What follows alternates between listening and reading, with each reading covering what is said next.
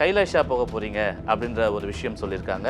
திடீர்னு கைலாசா போகணும் அப்படின்ற ஒரு எண்ணம், விருப்பம் உங்களுக்கு ஏன் வந்தது? எனக்கு நித்யானந்தா சுவாமிகளை ஒரு 30 வருஷமாக பழக்கம். அவர் இந்த பெரிய ஆசிரமம்லாம் அமைக்கிறதுக்கு முன்னாடி சிறுவனாக இருந்தபோது எனக்கு பழக்கம்.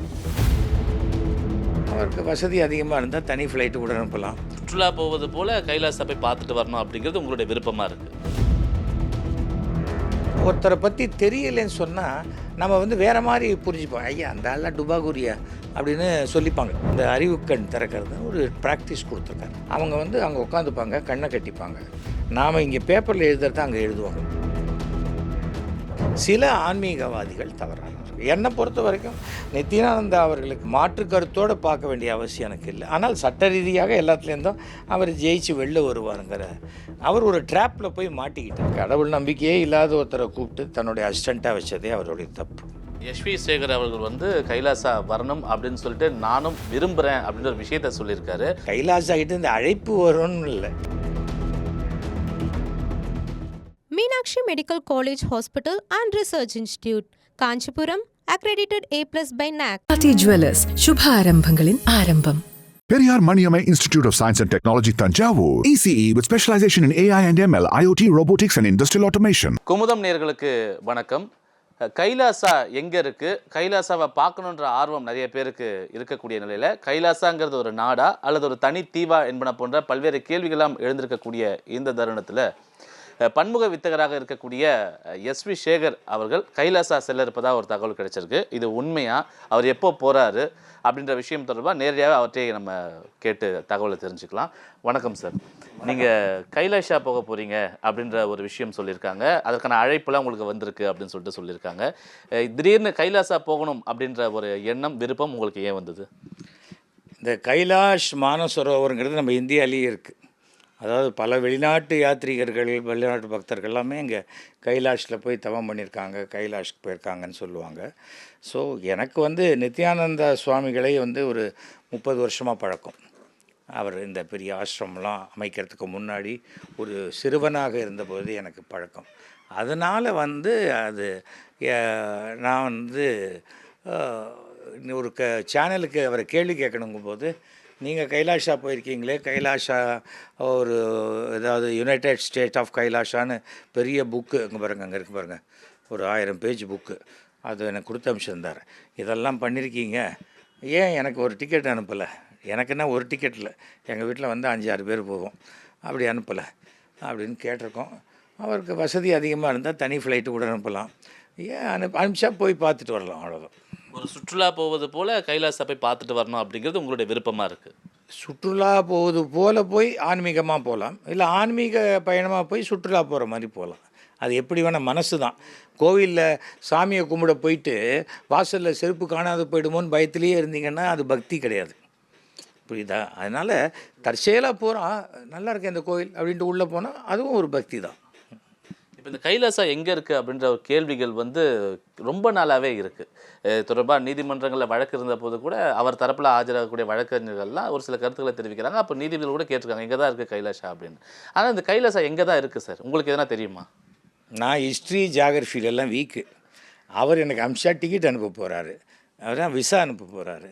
அப்புறம் அதை அந்த ஃப்ளைட்டை ஓட்டுற பைலட்டுக்கு வழி தெரிஞ்சால் போகிறோம், எனக்கு எதுக்கு வழி தெரியணும்? நான் நேராக போயிட்டே இருக்கும்போது கொஞ்சம் ரைட்டில் திரும்புங்க, லெஃப்ட்டில் திரும்புங்கன்னு நான் சொல்ல போகிறேன், அதெல்லாம் ஒன்றும் கிடையாது. நித்யானந்தா பேசும்போது, எனக்கு அவர் 25 ஆண்டுகளுக்கு முன்பே தெரியும், எனக்கு ஒரு சுக பிரம்ம ரிஷியினுடைய பஞ்சலோகம் அவர் கொடுத்துருக்காரு, இப்போ வரைக்கும் என்னுடைய பூஜை அறையில் அதை வச்சு நாங்கள் வழிபட்டுருக்கோம், அவர் வந்தால் அதை காட்டுறதுக்கு நான் ரொம்ப ஆவலாக இருக்கேன் அப்படின்ற ஒரு விஷயமும் அவர் சொல்லியிருக்காரு. இந்த அனுபவங்கள் என்ன சார்? நித்யானந்தா மிகப்பெரிய ஆன்மீகவாதி, அதில் எந்த விதமான டவுட்டும் கிடையாது. இதுதான் இந்த சுக்கர் தான் நான் அவருக்கு கொடுத்தேன். அப்போது இந்த மேல் இதெல்லாம் இல்லை, சிலையாகவே கொடுத்தேன். தவிர ஒவ்வொருத்தருக்கு சட்ட ரீதி என்பது வேறு, மன ரீதி என்பது வேறு, மத ரீதிகள் என்பது வேறு. அவருக்கு சட்ட ரீதியாக பிரச்சனைகள் இருந்ததுன்னா அதிலேருந்து அவர் வெளியில் வரணும், அது அவருடைய பிரச்சனை, அவர் சரி பண்ணிப்பார். ஏன்னா எத்தனையோ ஆயிரக்கணக்கான லட்சக்கணக்கான பக்தர்களுடைய குறைகளையும் தீர்த்து வைக்கக்கூடியவராக இருக்கார். சில சமயம் நமக்கு ஒருத்தரை பற்றி தெரியலைன்னு சொன்னால் நம்ம வந்து வேறு மாதிரி புரிஞ்சுப்போம். ஐயா அந்த ஆள்லாம் டுபாகூரியா அப்படின்னு சொல்லிப்பாங்க. அது தட் இஸ் நாட் ரைட். அவருடைய சிஷ்ய சின்ன பொண்கள் 2 பேர் இங்கே வந்திருந்தாங்க. அவங்களுக்கு இவர் வந்து இந்த 6th சென்ஸ் திறக்கிறதுங்கிறது, இந்த அறிவுக்கண் திறக்கிறதுன்னு ஒரு ப்ராக்டிஸ் கொடுத்துருக்காரு. நிறைய பள்ளிக்கூடத்தில் போய் அவர் கொடுத்துருக்காரு. அவங்க வந்து அங்கே உட்காந்துப்பாங்க, கண்ணை கட்டிப்பாங்க. நாம் இங்கே பேப்பரில் எழுதுறத அங்கே எழுதுவாங்க. அது ஒரு ஆச்சரியமான விஷயந்தான் இல்லையா? அவ்வளோதான் வேணும் நமக்கு. அதுக்கு மேலே இதை வச்சுக்கின்னு எப்படி துட்டு பண்ணலாம், இதை வச்சு எப்படி நாம் ஆரம்பிக்கலாம், அதெல்லாம் கிடையாது. என்னை பொறுத்த வரைக்கும் ஒவ்வொருவருக்கும் ஒரு திறமை இருக்கிறது, ஒரு ஆச்சரியம் இருக்கிறது. அதை நாம் பார்த்து ரசிச்சுட்டு போகணும், பிரமிச்சுட்டு போகணும், அவ்வளோதான். அது உடனே வாங்க எல்லோரும் தியானத்திட்ட வாங்க நான் ரெக்கமெண்ட் பண்ணுறேன், அதெல்லாம் கிடையாது. தவிர வந்து ஜோதிடம் ஜாதகம் என்பது, எனக்கு ஒரு ஜோசியர் சொல்கிறார், எனக்கு பலிக்கும், உங்களுக்கு பலிக்காது போயிடும். ஏன்னா உங்களுக்கும் அந்த ஜோசியருக்கு இருக்கிற ஜாதக இதுவே சரியில்லாமல் இருக்கலாம், அவ்வளோதான். 10 பொருத்தம் பார்த்து கல்யாணம் பண்ணுறாங்க, ஒரு வாரத்தில் டைவர்ஸ் ஆகிடுது. எல்லாருக்கும் அப்படி ஆகலை. ஆனால் அந்த ஆகிறவன் டைவர்ஸ் ஆகிறவன்னு சொல்கிறான் ஜோதிடமே பொய்ப்பா அப்படிங்கிறான். ஜோதிடமும் பொய் இல்லை, ஆன்மீகமும் பொய் இல்லை. சில ஜோதிடர்கள் தவறானவர்கள், சில ஆன்மீகவாதிகள் தவறானவர்கள். என்னை பொறுத்த வரைக்கும் நித்யானந்தா அவர்களுக்கு வந்து அவரை வந்து நான் வந்து மாற்று கருத்தோடு பார்க்க வேண்டிய அவசியம் எனக்கு இல்லை. ஆனால் சட்ட ரீதியாக எல்லாத்துலேருந்தும் அவர் ஜெயிச்சு வெளில வருவாருங்கிற அவர் ஒரு ட்ராப்பில் போய் மாட்டிக்கிட்டார். அவ்வளோ பெரிய ஆன்மீகவாதியாக இருந்தால் கூட கடவுள் நம்பிக்கையே இல்லாத ஒருத்தரை கூப்பிட்டு தன்னுடைய அசிஸ்டண்ட்டாக வச்சதே அவருடைய தப்பு, அவ்வளோதான். தவிர வந்து ஒவ்வொரு ஆன்மீகவாதிகள் அவர்கள் இதை செய்யலாமா அதை செய்யலாமா கூடாதான்னு சொல்கிறதுக்கு நமக்கு ரைட்ஸ் கிடையாது. என்னை பொறுத்த வரைக்கும் குரு பீடம் என்று நான் ஒன்றை ஏற்றுக்கொண்டால் அந்த குரு பீடத்தை விமர்சிக்கக்கூடிய அருகதை எனக்கு கிடையாது, அவ்வளோதான். என் வே ஆஃப் லைஃப் வேறு. அதுக்காக எங்கள் எழுத்தாப்புலேயே உட்காந்துக்கின்னு அவரை அப்படி திட்டுவே ஏதோ இருக்குது. யுனைடெட் ஸ்டேட்ஸ் ஆஃப் கைலாசா அவருடைய அந்த நித்யானந்த பீடத்தில் என்னென்ன பண்ணுறாங்க, எவ்வளோ விஷயங்கள் இருக்குது. எத்தனை பேருக்கு அன்னதானம் போடுறாங்க இன்றைக்கி வரைக்கும். அது சிறப்பான விஷயமா இல்லையா? ஐயோ இல்லை வேணாம் அவர் மேலே கேஸ் இருக்குது, எங்களுக்கு இந்த அன்னதானம் வேணாம் அப்படின்னு யாராவது சொல்கிறாங்களா? ஐயோ எங்கள் மேலே கேஸ் இருக்குது, அவர் எனக்கு விபூதி கொடுக்குறாரு, எனக்கு குணமாயிடுச்சு, எனக்கு குணமாக வேணாம் அப்படின்னு சொல்கிறாங்களா? அது தனிப்பட்ட ஒவ்வொருத்தர் கருத்து.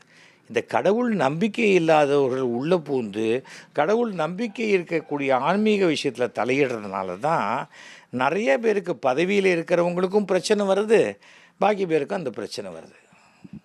எஸ்வி சேகர் அவர்கள் வந்து கைலாசா வரணும் அப்படின்னு சொல்லிட்டு நானும் விரும்புகிறேன் அப்படின்ற ஒரு விஷயத்த சொல்லியிருக்காரு.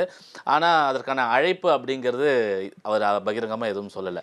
அழைப்பு வரும்னு சொல்லிட்டு நீங்கள் எதிர்பார்க்குறீங்களா? சார், நான் இப்போ அடுத்த மாதம் என் பொண்ணை பார்க்குறதுக்கு அமெரிக்கா போகிறேன். ஏன்னா என் பொண்ணு மாப்பிள்ளையும் எனக்கு டிக்கெட் வாங்கி அனுப்பிச்சிருக்காங்க, போகிறேன், அவ்வளோதான். அதே போல் கைலாசாகிட்டு இந்த அழைப்பு வரும்னு இல்லை, டிக்கெட் வரணும். அழைப்பை மட்டும் வச்சுட்டு நான் என்ன பண்ணுறது? எத்தனையோ இடத்துக்கு எனக்கு அழைப்பு வருது. அங்கே என் கார் பார்க்கில் எனக்கு பாஸ் உண்டா, கரெக்டாக பார்க் பண்ண முடியுமா, அந்த இடத்துல கரெக்டாக நான் நிறுத்தி உள்ளே போயிட்டு வரத்துக்கு முடியுமா அப்படிங்கிறது தெரிஞ்சால் தான் அந்த கல்யாணத்துக்கே நான் போவேன். அங்கே 1 கிலோமீட்டர் தள்ளி நிறுத்தி நடந்து வாங்கன்னா நான் போக மாட்டேன், எனக்கு அவசியம் இல்லை. எந்த இடத்துக்குமே சொல்கிறேன். அதனால் எனக்கு வந்து என்னுடைய சௌரியத்துக்கு உட்பட்டு ஒரு இடம் அழைப்பு இருந்தால் அந்த அழைப்பை தான் என்னால் ஏற்றுக்கொள்ள முடியும். நான் அழைப்பு கொடுத்துட்டேன் அப்படின்னோடனே போய் எங்கே போய் விசா வாங்கி டிக்கெட் அதெல்லாம் நான் பண்ண முடியாது. எல்லாம் பண்ணி என்னை கூப்பிட்டுட்டு போகணும். அதுவும் அங்கே இங்கேருந்து ஏர்போர்ட்டுக்கும் கூப்பிட்டு போகணும். இப்போது ஒரு நாட்டுக்கு போகணும் அப்படின்னாலும் சரி, இது இப்போ கைலாசாக்கு நீங்கள் போகணும் விருப்பப்பட்டாலும் சரி, அது ஒரு குறுகிய கால பயணமாக இருக்கணும்னு சொல்லிட்டு நினைக்கிறீங்களா, இல்லை நீண்ட நாட்கள் நாங்கள் இருந்து ஆன்மீகம் தொடர்பான விஷயங்கள் நிறைய பார்க்கணும் அப்படின்ற எதிர்பார்ப்பு? ஏங்க, நான் இங்கே மீனாட்சி சுந்தரம்னு ஒரு டெலிவிஷன் சீரியலில் பண்ணிகிட்ருக்கேன்.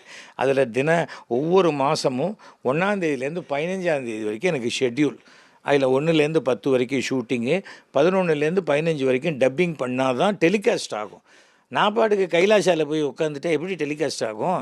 இவ்வளோ பிஸியான ஷெட்யூல் உங்களுக்கு இருக்கும்போது இது போன்ற ஒரு ஆன்மீக தலம் போகிறதா இருந்தாலும் வெளிநாடுகள் போகிறதா இருந்தாலும் அது உங்களுக்கு டிஃபிகல்ட்டாக 15 நாள். இப்போ என் டாக்டர் வீட்டுக்கு போகிறேன், 10ஆம் தேதி ஷெட்யூல் முடிச்சுட்டு அதுக்கு முன்னாடியே டப்பிங்கை முடிச்சுட்டு 10 நைட்டு கிளம்புறேன், 27 நைட்டு கிளம்பி 30 வந்துடுறேன். மறுபடியும் 1ஆம் தேதியிலேருந்து ஷூட்டிங். என்ன ஜெட்லாக் இருக்கும். அப்போது மத்தியானம் வரைக்கும் நல்லா பிரைட்டாக பண்ணிட்டு அப்புறம் கொஞ்சம் தூங்கி வஞ்சிட்டு இருக்கும்போது கொஞ்சம் மூஞ்சில் தண்ணி அடிச்சுட்டு ஃப்ரெஷ் பண்ணிவிட்டு அப்பப்போ ஒரு 5 மணி வரைக்கும் பண்ணலாம். கைலாசா செல்வதற்கான முறையான அழைப்பு மட்டுமல்லாமல் அதற்கு தேவையான விமான டிக்கெட், விசா உட்பட அனைத்தும் விரைவில் கிடைக்கும் என்ற ஒரு நம்பிக்கை தனக்கு இருக்கிறது என்பதனை பன்முக வித்தகர் SV சேகர் அவர் நம்மிடையே பகிர்ந்திருக்கிறார்.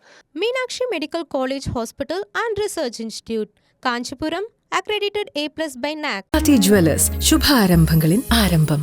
Periyar Maniamai Institute of Science and Technology, Tanjavur. ECE with specialization in AI and ML, IoT, robotics, and industrial automation.